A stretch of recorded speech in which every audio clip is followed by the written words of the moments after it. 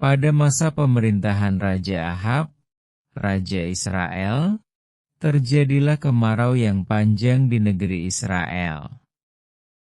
Kemarau ini terjadi sebagai hukuman Allah atas ketidaksetiaan Raja Ahab yang menyembah berhala dan mendirikan tempat-tempat untuk penyembahan berhala.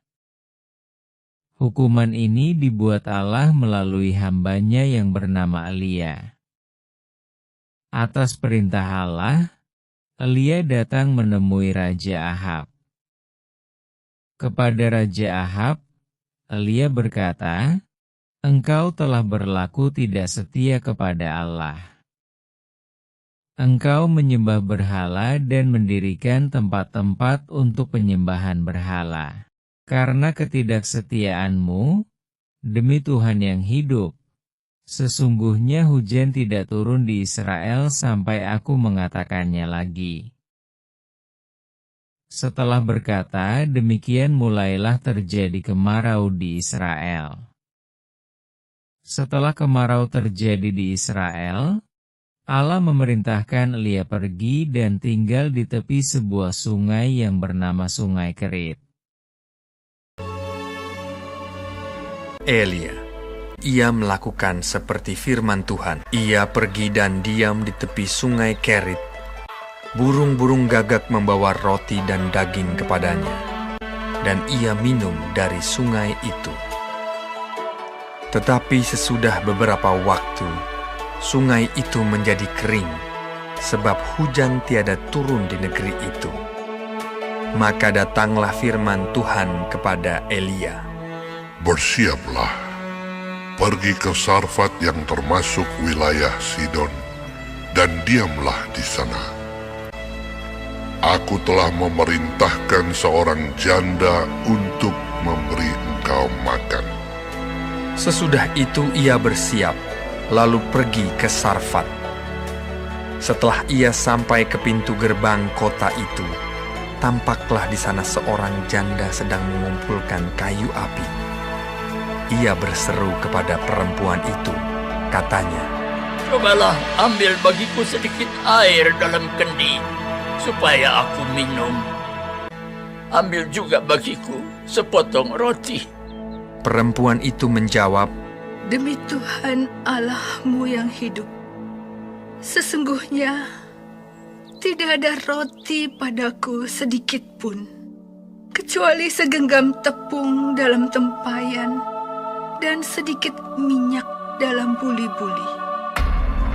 Dan sekarang aku sedang mengumpulkan kayu api dan mengolahnya bagiku dan bagi anakku. Dan setelah kami memakannya, maka kami akan mati." Tetapi Elia berkata kepadanya, "Janganlah takut. Pulanglah, buatlah lebih dahulu bagiku sepotong roti bundar kecil daripadanya, dan bawalah kepadaku. Kemudian barulah kau buat bagimu dan bagi anakmu.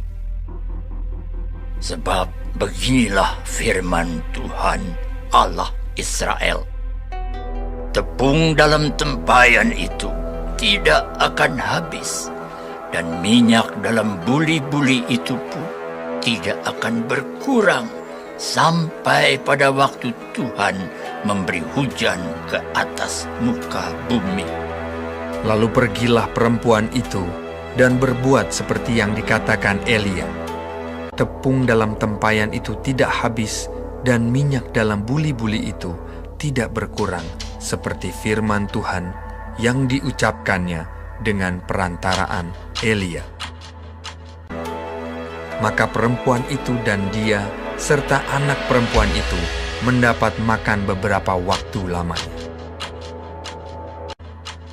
Sesudah itu, anak dari perempuan pemilik rumah itu jatuh sakit, dan sakitnya itu sangat keras, sampai tidak ada nafasnya lagi. Kata perempuan itu kepada Elia, "Apakah maksudmu datang kemari, ya abdi Allah? singgahkah Engkau kepadaku untuk mengingatkan kesalahanku dan untuk menyebabkan anakku mati. Kata Elia kepadanya. Berikanlah anakmu itu kepadaku.